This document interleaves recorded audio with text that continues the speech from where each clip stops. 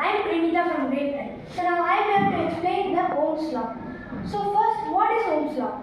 Ohm's law is a fundamental law of electric circuits that shows the relationship between the voltage, current and resistance.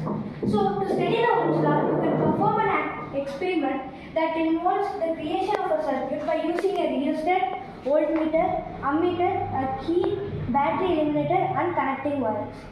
So first, if I am increasing the current, the voltage will also be increased.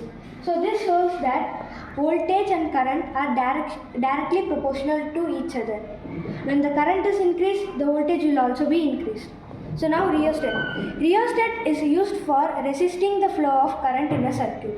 So if I am adjusting the rheostat, you can see that a minor deflection happening. So this shows that when the resistance is high, then the voltage and current will be decreased, and when the resistance is decreased, then the current and voltage will be increased. So resistance is inversely proportional to current and voltage. This is the main concept of this Ohm's law. Ohm's law is being used in electronics, circuit creation, battery development and other electrochemical applications. Thank you.